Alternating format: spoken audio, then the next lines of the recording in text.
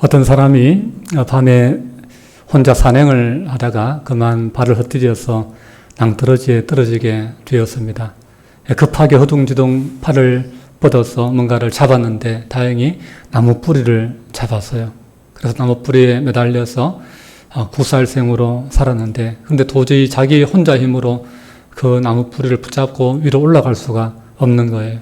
그래서 누구 좀 없냐고 살려달라고 그렇게 소리를 질렀습니다.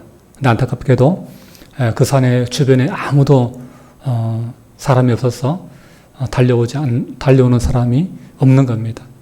근데 다행히 이 사람이 뭐가 있었을까요? 믿음이 있는 사람이었습니다. 그래서 하나님께 기도했습니다. 하나님 살려주세요. 하나님 여기서 건져주세요. 하나님 제발 도와주세요. 간절히 기도했더니 하나님께서 그 사람에게 음성을 들려주시는 거예요. 그래 아들아, 내가 너와 함께 있는다. 그래 걱정하지 마라. 하나님 빨리 나를 건져주세요. 빨리 나를 올려주세요. 근데 하나님께서 걱정하지 말고 나를 믿어라 그러면서 네가 잡고 있는 그 나무 뿌리 빨리 놔라 그러더래요. 그래서 한참 생각하다가 다시 말하기를, 위에 하나님 말고 딴 사람 없습니까? 이렇게 그렇게 부르세요. 그래서 하나님께서 말씀하시는 그 말씀이 마음에 안 들었던 거예요. 그래서 하나님을 못 믿겠다. 다른 분 없냐고 그렇게 했다는 그런 우스운 이야기가 있습니다.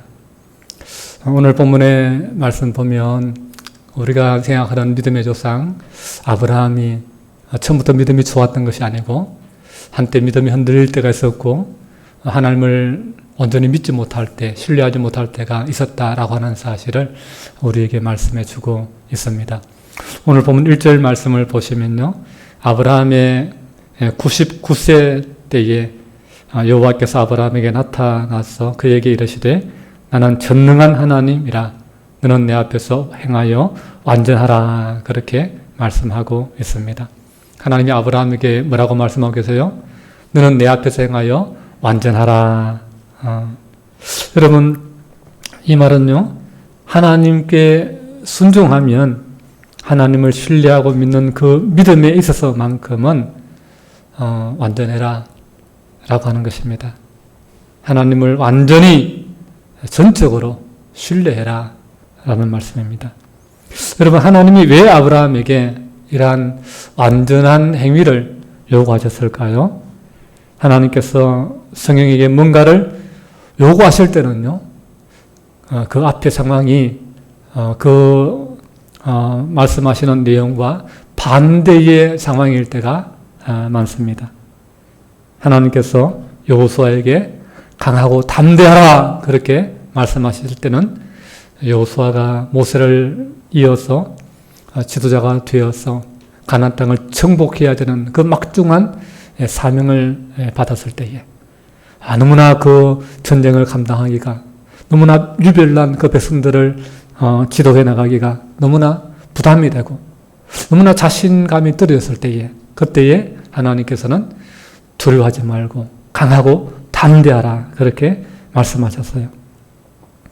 하나님께서 아브라함에게 너는 내 앞에서 행하여 완전하라 라고 말씀하셨을 때는 뭔가 아브라함에게 완전하지 못한 믿음이 있었다라고 하는 것이죠. 뭔가 아브라함에게 불완전한, 합당하지 않은 그러한 불완전함이 있었다라고 하는 것입니다. 그것은 이전에 아브라함 부부가 행한 그 삶에서 하나님을 전능하지 못한 하나님으로 그렇게 그들이 나타내 보였기 때문에 그렇습니다. 하나님은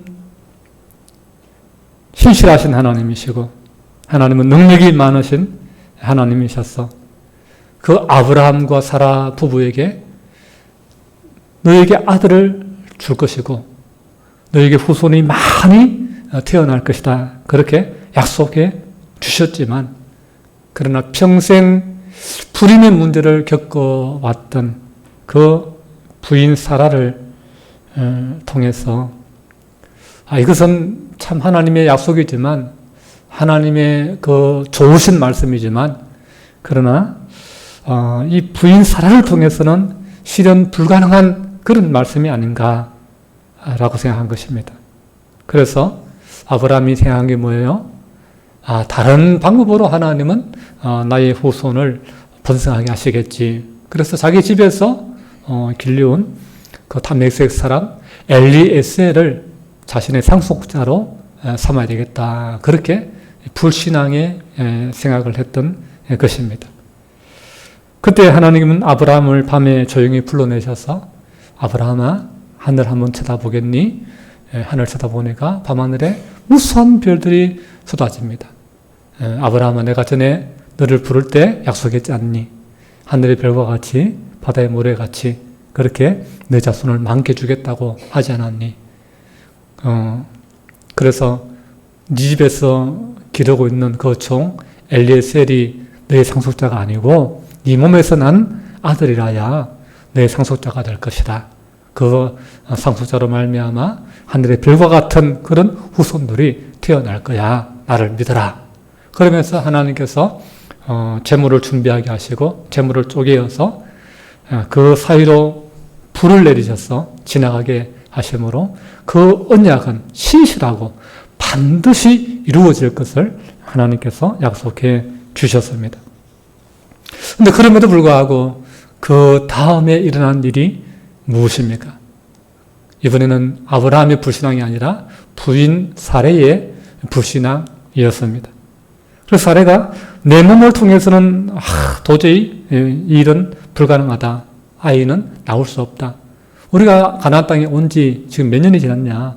지금 10년이 지나지 않았느냐? 그러니 당신의 씨를 통해서 하나님이 반드시 주신다고 한다면 그러면 다른 방법도 있지 않느냐? 그래서 내 여종 하갈을 줄 테니까 하갈을 통해서 아이를 낳아보세요. 그래서 태어난 아들이 이스마엘입니다. 참 앞에서는 아브라함의 믿음이 불완전한 믿음이었고 이번에는 부인 사레의 믿음이 불신앙의 믿음이었던 것입니다. 사라는 우리가 할 수 있는 것은 우리가 해야 되지 않느냐라고 하는 생각을 한 것입니다. 그냥 우리가 아무것도 안 하고 마냥 기다리는 것이 그것이 뭐 좋은 믿음이 아니지 않느냐. 여러분 경우에 따라서 어떻게 생각하면 맞는 말이기도 합니다. 하늘을 스스로 돕는 자를 돕는다. 이것은 때로는 맞는 진리이기도 하지만 때로는 맞지 않는 진리이기도 합니다. 우리가 우리 스스로를 도와야만 그렇게 하나님이 도울 수 있다. 이것은 하나님이 거저 주시는 그 은혜들을 부인하는 거예요, 사실은. 하나님은 우리가 스스로 도울 수 없는 상황에서도 우리를 도우실 수 있다라고 하는 것이 이것이 참 진리이고 이것이 온전한 믿음입니다. 그래서 성경의 진리는 하나님은 스스로 돕는 자도 도우실 수 있지만 스스로 도울 수 없는 자도 도우시는 분이 도울 수 있는 분이 하나님이시다라고 우리에게 말씀해 줍니다. 여러분 이 진리가 우리에게 소망이자 위로인 것입니다. 물론 하나님은 보통은 스스로 돕는 자를 도우십니다. 그러나 하나님의 법칙은 스스로 도울 수 없는 자도 도우시는 분이 하나님이시다라는 사실을 우리는 기억해야 됩니다. 하나님은 아브라함과 사레가 아이를 낳는 그 일에 있어서 어떤 인간적인 술수를 서지 않아도 하나님께서 자녀를 주신다고 약속했기 때문에 그 약속은 반드시 이루어 주시는 겁니다. 그런데 부인 사레는 믿지 못했습니다. 그래서 이스마엘이 나왔습니다. 그 이스마엘 때문에 오늘날까지도 많은 갈등들이 있지 않았습니까? 그래서 이 사레와 하갈의 갈등, 또 이삭과 이스마엘의 갈등, 그것이 계속해서 이어져서 팔레스타인과 이스라엘, 또 아랍과 이스라엘, 레바논과 이스라엘, 이란과 이스라엘, 계속해서 그 갈등이 오늘날까지도 이어지고 있는 것을 보게 됩니다.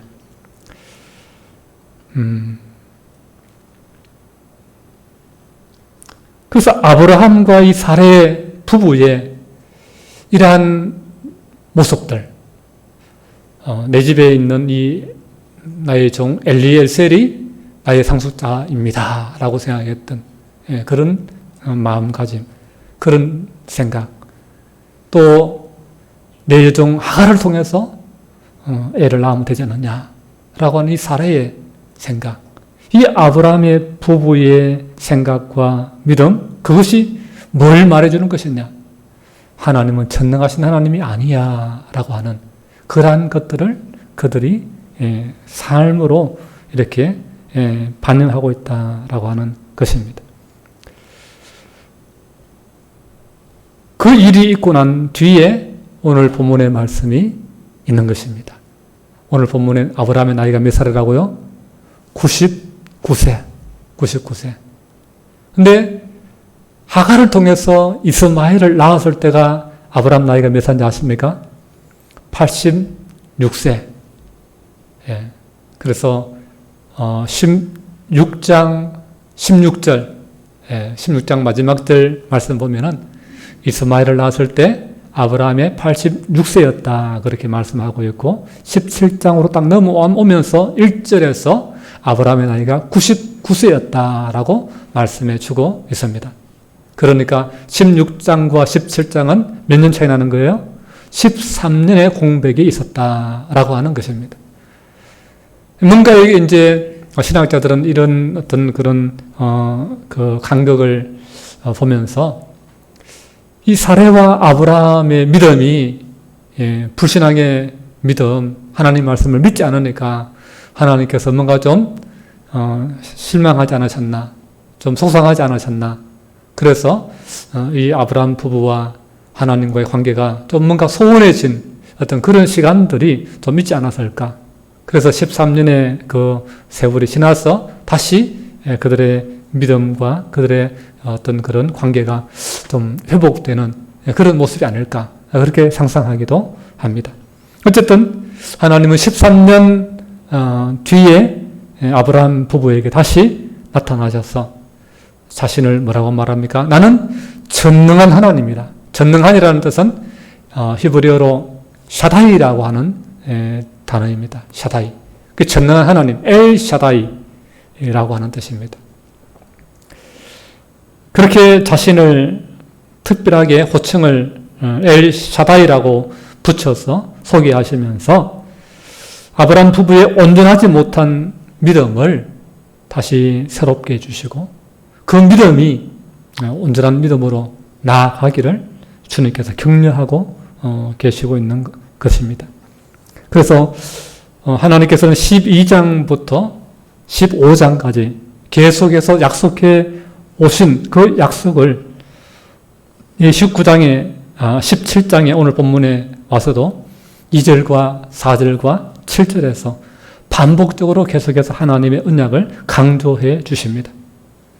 하나님은 마치 언약의 소나기를 막 퍼붓듯이 그렇게 계속해서 내가 너에게 이렇게 언약하마, 내가 너에게 이렇게 약속하마, 내가 너에게 이렇게 이루어주마, 그렇게 계속해서 하나님의 언약의 축복들을 말씀해 주십니다.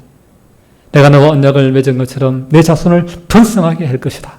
근데 이 2절, 4절, 7절에서 계속해서 반복되는 단어가 뭐냐? 내가 라고 하는 하나님의 주도권을 강조하고 있는 말씀인 것입니다. 내가 시작한 일은 내가 이룬다. 내가 시작한 일은 내가 끝낸다. 내가 완성한다. 너는 왜 나를 믿지 못하느냐? 너는 나를 불완전한 전능하지 못한 존재로 이제까지 믿어왔는데 너의 믿음은 틀렸다. 너의 믿음은 잘못된 믿음이다. 나는 불완전한 하나님이 아니라 나는 전능하지 못한 하나님이 아니라 나는 완전한 하나님이다. 나는 전능하신 하나님이다. 그렇게 주님이 말씀하십니다. 그러면서 너는 내 앞에서 온전하여 순종하여 그렇게 명령하십니다. 그러면서 자신의 약속을 거듭거듭 확인해 주십니다.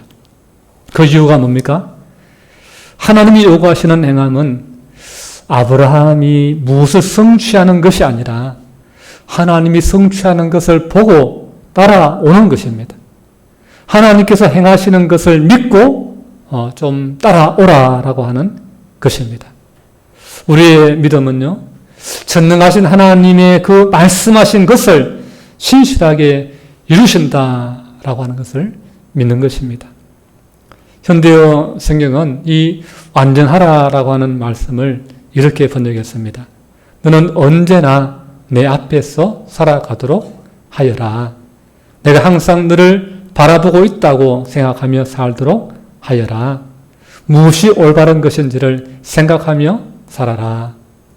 여러분 한번 생각해 보십시오. 하나님 앞에서 살아가는 삶.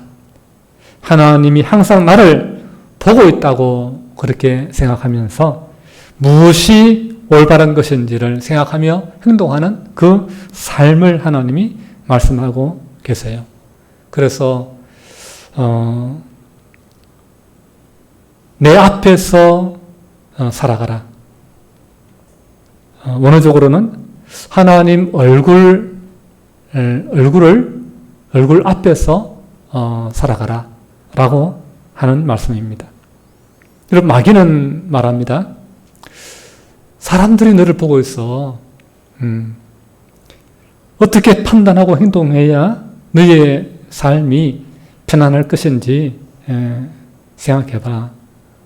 사람들을 너희들이 의식해야 돼. 사람들의 말을 들어야 돼. 사람들 잘 보여야 돼.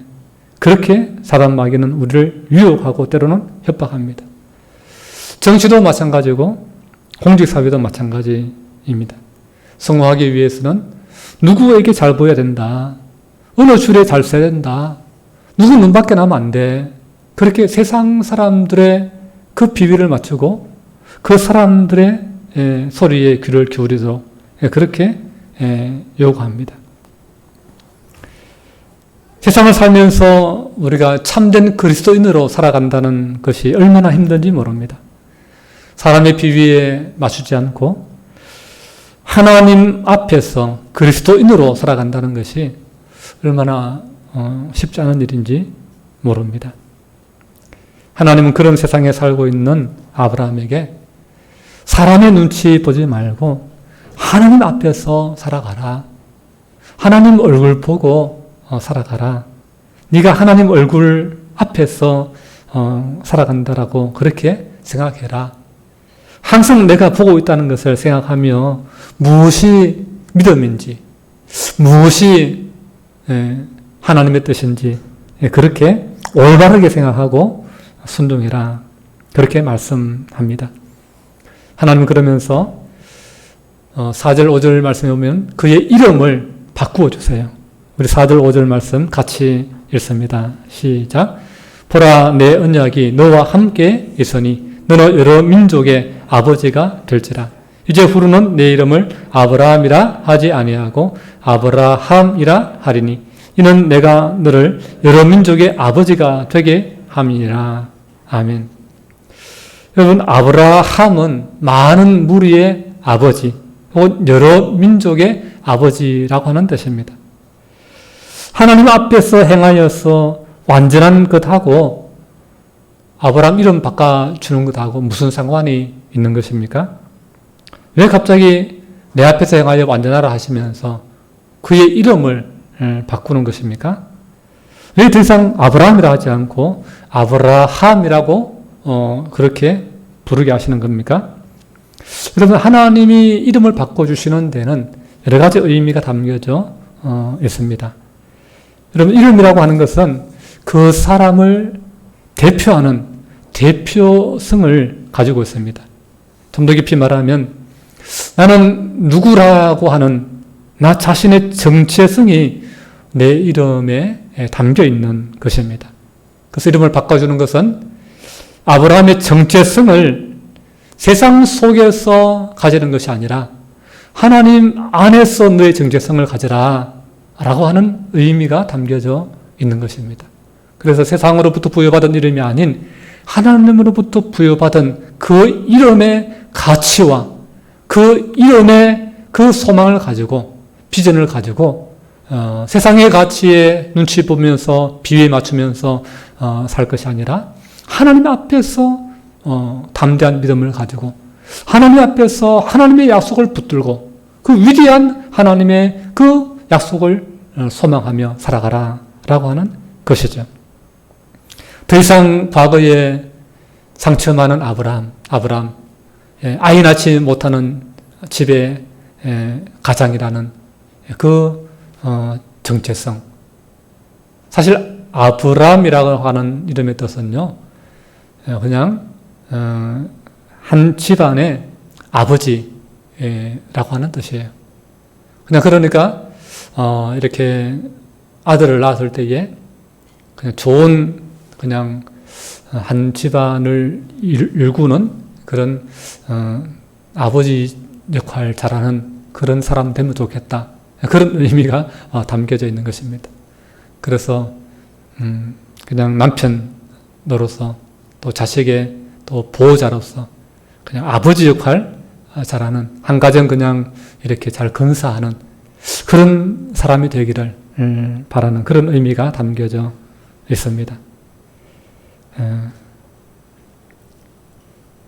그런데 하나님은 그 한 가정의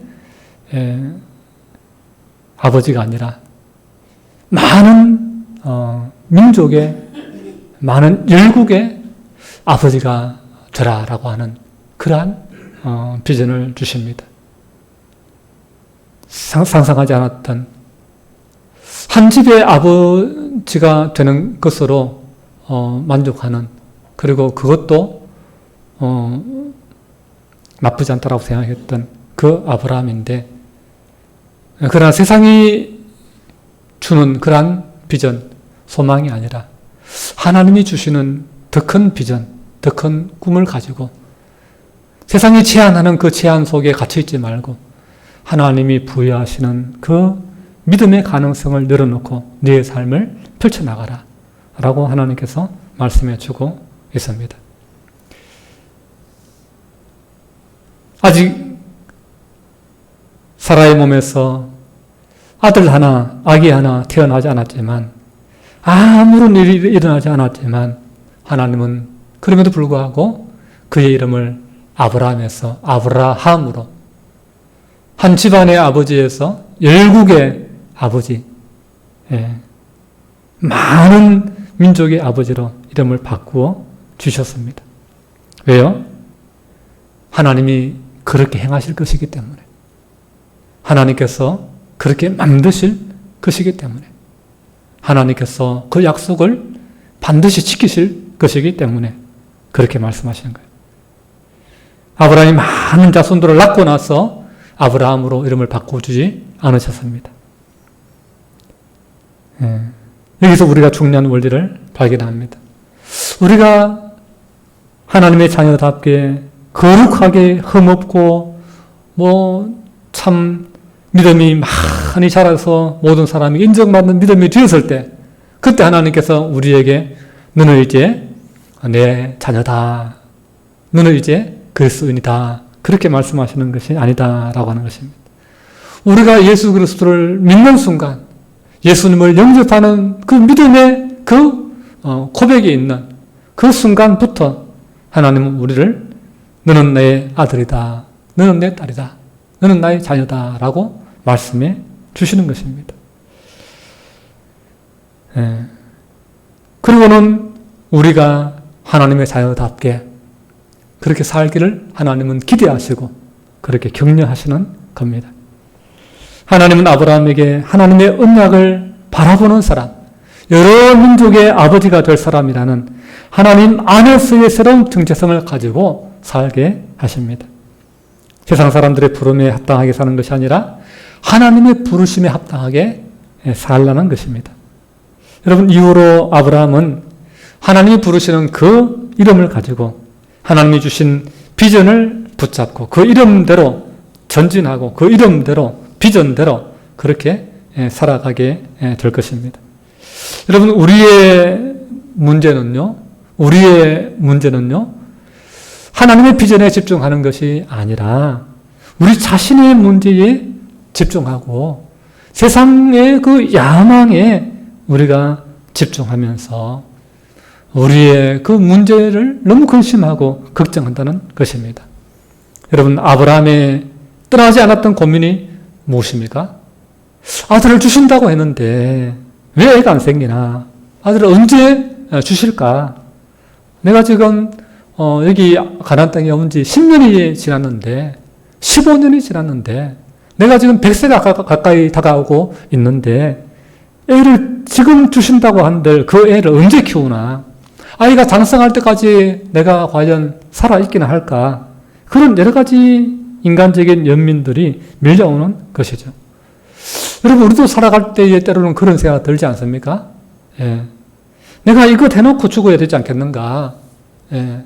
내가 이 정도 자산이 있어야 내가 은퇴하고 좀 내 삶을 좀 그렇게 좀 아프면 병원도 좀 마음껏 가고 좀 자식들 덜 의지하고 살 수 있지 않을까?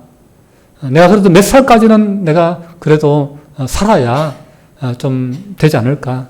그런 생각들을 여러분 많이 하지 않습니까? 내 몸에 있는 질병이 있을 때에 내가 그때까지 살 수 있을까? 그런 염려에 우리는 붙잡힐 때가 많습니다. 저희 어머니도 그랬어요. 저희 몸이 하도 아프시니까 저를 늦게 낳으시니까 60까지는 내가 살아야 되지 않나? 그 걱정을 많이 하셨어요. 60까지 내가 살 수 있을까? 그 걱정을 굉장히 많이 하셨어요. 애를 늦게 낳아놓으니까 애를 60까지는 살아야 저를 그때 한 24살, 5살 되거든요. 그러면 그때 이제 장가를 빨리 좀 일찍 보내고 죽으면 되겠다. 그 생각을 하신 거예요. 몸이 아프니까. 예. 그 이제 인간적인 그런 염려와 걱정에 매이는 것이죠. 근데 이제 믿음이 들어가니까요. 기럽게 믿음이 들어가니까, 하나님 앞에 찬송하고, 기도하고, 말씀 외우고, 그렇게 은혜를 사모하면서 하니까, 이 기도가 바뀌는 거예요. 예. 하나님을 기쁘시게 하는, 하나님을 신뢰하는 그 믿음이 자라가니까요. 이게 삶이 바뀌는 거예요. 그래서 60까지 더 이상 그 말이 안 나오는 거예요. 얼마나 살아야 60까지 사느냐. 그 말이 어느 순간에 싹 사라지는 거예요. 싹 사라지는 거예요. 그래서 저희 어머니 85세까지 사시고, 예, 편안히 천국에 가셨습니다. 여러분, 하나님은 우리가 인간적인 염려, 인간적인 그러한 세상의 어떤 미래에 대한 걱정하기보다 지금 하나님 앞에서 하나님께 집중하라고, 믿음으로 사는 그 일에 집중하라고, 하나님을 예배하고 하나님의 말씀대로 행하는 그 일에 집중하라고 하나님은 말씀하세요. 하나님이 내게 주신 비전과 사명에 집중하라고 우리 주님은 말씀하십니다. 사랑하는 여러분, 꼭 기억하십시오. 우리가 하나님 앞에 믿음으로 바로 설 때에 우리 인생은 가장 강력해집니다. 우리가 하나님 앞에 믿음으로 말씀 가운데 바로 행할 때에 우리 인생은 가장 행복하게 됩니다. 가장 넉넉하게 됩니다. 가장 건강하게 됩니다. 아브라함은 빈손 가지고 고향을 떠나가서도 집도 없고 아는 사람 하나 없고 자기 목숨 하나 부지하기 힘들어서 아내를 누이까지라고 팔아넘겨 했던 그런 보잘것없는 사람이었습니다. 그러나 하나님과 함께하는 인생, 하나님을 의지하고 하나님 앞에 예배하면서 가는 곳마다 먼저 하나님 앞에 제단을 쌓는 그러한 삶이 되었을 때에 하나님은 아무것도 지고 온 것 없지만 하나님은 거부가 되게 하시고 하나님은 그의 피난처가 되어주시고 보호자가 되어주시고 그럴 뿐만 아니라 조카 롯을 전쟁 가운데에 구원해내는 그러한 능력자가 되게 하시고 그리고 이후에 보면 100세의 아들 이삭을 얻어서 그가 장성할 때까지 장수의 수명을 누리다가 하나님께로 돌아갔습니다. 아브라함이 아들을 낳는 것, 후손이 번성하는 것, 그것은 아브라함의 사명이 아니라 하나님의 뜻이자 하나님의 계획이었습니다. 하나님께서 사명처럼 여기시고 행하시는 일이었음을 우리가 기억해야 됩니다. 만일 내가 하나님을 위하여, 그분의 나라를 위하여 선한 비전을 품고 나아간다고 한다면 그것은 내가 이루어 나가는 사명이 아니고 그건 역시 하나님께서 나를 통해서 이루어가고자 하시는 하나님의 계획이고 하나님께서 사명처럼 여기시고 행하시는 일임을 우리는 기억해야 할 것입니다. 그래서 내가 할 일은 그것을 염려하는 것이 아니다.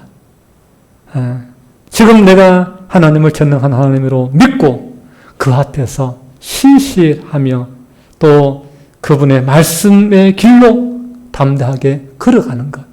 그것이 진짜 우리가 집중해야 할 일입니다. 오늘 우리들은 그리스도인이라는, 크리스찬이라는 또 다른 이름을 가지고 세상을 살아가는 사람들입니다. 우리가 아브라함처럼 전능하신 하나님의 비전을 예수 그리스도 안에서 가지고 살아갑니다. 여러분, 우리는 감히 예수 믿기 전에는 상상할 수도 없었던 그러한 꿈과 비전을 예수님을 믿으면서 가지게 되었습니다. 천국이 있는지 지옥이 있는지 몰랐던 우리가 예수님 믿으면서 천국이 있구나. 죽음 이후에 어떤 삶이 기다리고 있을지 몰랐던 우리가 죽음 뒤에 하나님께서 예수 그리스도의 부활을 통해서 우리로 하여금 그 부활의 생명을 우리에게 주신다는 그 사실을, 엄청난 놀라운 사실을 알게 되었고, 이 땅의 삶의 전부가 아니라 하나님 나라에서 주님, 부활하신 주님이 계시는 그 천국에서 우리가 영원히 주님과 함께 영광을 누리며 산다는 그 엄청난 사실을 우리가 알게 되었습니다. 그리고 하나님은 이 땅을 그리스도의 나라로 이루어 가신다는 사실을 우리로 하여금 보게 하셨습니다. 그래서 예루살렘과 온 유대와 사마리아와 땅 끝까지 이르러 복음의 증인이 되라고, 주님의 나라가 그렇게 예루살렘에서 출발해서 땅 끝까지 주의 복음이 전파되고 주님의 나라, 주님의 교회가 확장될 것을 주님은 우리에게 보여주셨고, 그것이 우리가 예수 믿음으로 말미암아 그것이 이루어졌구나 하는 것을 보게 되었고, 또 그것을 통해서 하나님은 장차 이 아직도 미완성된 하나님의 나라를 장차 완성하시겠구나라고 하는 그런 미래의 소망을 우리에게 보게 하셔 주셨습니다. 여러분, 오늘 우리는 예수 그리스도 안에 우리가 주신 이 새로운 이름을 통해서 우리는 참된 믿음의 사람으로, 전능하신 하나님을 믿음으로 아브라함이 아브라함으로 그렇게 살아가듯이 오늘 우리는 예수 그리스도를 믿음으로 그리스도인이라고 하는 그 새로운 이름을 우리에게 주시고, 그 이름을 통해서 우리로 하여금 예수님이 보여주시는 전능하신 하늘과 땅의 모든 권세를 가지신 그 주님이 우리에게 보여주시는 하나님의 나라의 비전을 우리가 바라보고 그 약속을 우리가 믿고 오늘 우리 주님 앞에서 믿음으로 행하는 그런 사람이 되어야 될 줄로 믿습니다. 여러분, 우리 인생의 문제는요, 딴 문제가 아니에요. 우리의 인생의 문제는 하나님을 전능하신 하나님으로 믿지 않는 그것이 문제입니다. 그것이 진짜 우리를 고통의 가운데 빠뜨리는 것입니다. 아브라함이 하나님을 전능한 하나님으로 믿지 못하고 사례가 하나님을 전능한 하나님을 믿지 못할 때에 그 가정에 어떤 문제가 있었습니까? 수많은 염려가 그들을 붙잡았고 또 그 가정 가운데에 그 부부간의 갈등의 문제가 일어나게 되었고 그 사레와 하갈의 갈등이 일어나게 되었고 나중에 이스락과 이스마엘의 갈등이 일어나게 되는 것을 보게 되고 학대가 일어나고 도망이 일어나고 그런 수많은 아픔과 상처와 어려움들이 불신앙 가운데 전능하신 하나님을 믿지 못하는 일로 말미암아서 일어났던 것을 우리가 볼 수 있어야 되는 것입니다. 오늘 우리가 살아갈 날도 마찬가지입니다. 우리가 예수 그리스도를 우리가 전능하신 분으로 우리가 믿지 못할 때에 우리의 믿음의 삶은 계속해서 어려움이 일어날 것입니다. 계속해서 문제가 일어날 것입니다. 계속해서 좌충우돌하게 될 것입니다. 여러분, 나를 구원하신 우리 구주 예수 그리스도는 하늘과 땅의 권세를 다 가지신 전능하신 엘샤다이의 주님이심을 여러분 믿을 수 있기를 바랍니다. 그리고 아브라함을 만나주셨던 찾아오셨던 그 엘샤다이의 하나님은 다른 하나님이 아닌 바로 내가 고백하는 나의 아버지, 내 영의 아버지라고 고백하는 그 여호와 하나님이신 것을 여러분 믿을 수 있기를 바랍니다. 여러분 어디에다가 여러분의 인생을 믿고 맡기겠습니까? 여러분의 인생을 누가 책임져 주시겠습니까? 여러분의 영혼을 누가 천국에까지 보장해 주시겠습니까? 세상입니까? 여러분이 사랑하고 의지하는 그 인간입니까? 누가 여러분 잘 보여야 됩니까? 누구 줄에 서야 됩니까?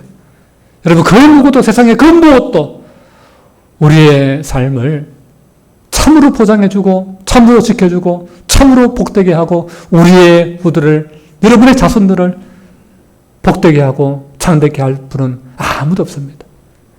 여러분의 인생을 책임져 줄 분, 여러분의 자녀를 책임져 줄 분, 우리의 후손을 자손 만대